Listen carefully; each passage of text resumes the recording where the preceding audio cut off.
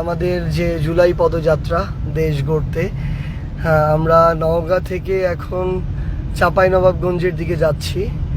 এটা চৌবাড়িয়ার একটা রাস্তা, মানে বাংলাদেশ যে কতটা সুন্দর হতে পারে এটা যদি আমরা আসলে না আসতাম, এই বাংলাদেশের পথে প্রান্তরে না ঘুরতাম, তাহলে এটা অনুধাবন হয়তো এতটা করতে পারতাম না কখনো।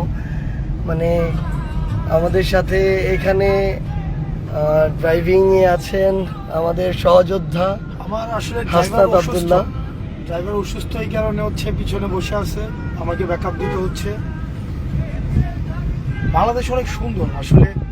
আমরা যত প্রান্তিক জনপদে যাব, যত মানুষের সাথে মিশবো, প্রকৃতির কাছে যাব, আসলে মানুষের প্রয়োজনও বোঝা যায় এবং মানুষের যেই চাওয়া সেটাও বোঝা যায়, এবং ইকোসিস্টেমের আলোকে কিভাবে পলিসি নেওয়া যায় সেই বিষয় সম্পর্কেও কিন্তু একটা অনুধাবন করা যায়।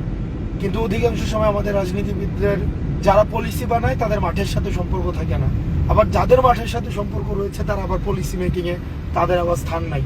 তো আশা করি এই জুলাই পদযাত্রার মধ্য দিয়ে আমাদের যেটা বাস্তব অভিজ্ঞতা হবে যে রাজনীতিতে 64 জেলার পথে প্রান্তরে একদম তৃণমূল পর্যায়ে পৌঁছে গিয়ে দেশটাকে দেখার, শুধু বই পুস্তকে না, টিভি সিনেমাতে না, বরং নিজে দেখার যে অভিজ্ঞতাটা হচ্ছে সেটা পরবর্তী সারা জীবন আমাদের পাথেয় হিসাবে কাজ করবে।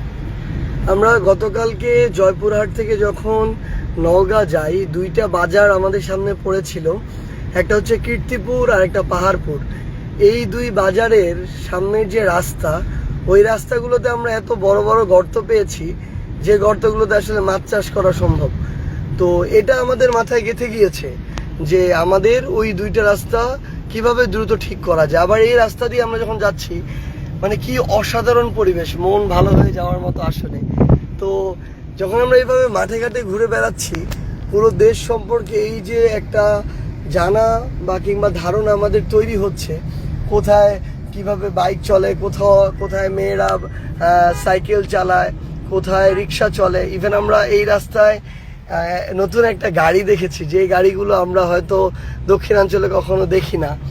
তো এই অভিজ্ঞতাগুলো হয়তো আগামীতে আমাদেরকে হেল্প করবে যেন আমরা বাংলাদেশের গুরুত্বপূর্ণ পলিসি মেকিংয়ের ডিসিশনে কাজ করতে পারি।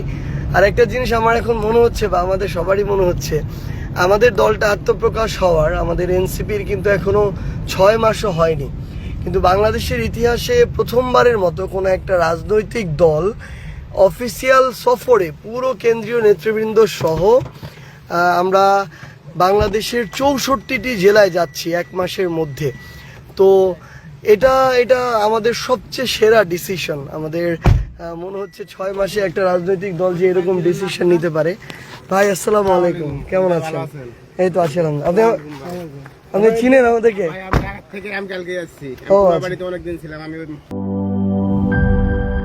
সানবিট সব দিবে সামাল।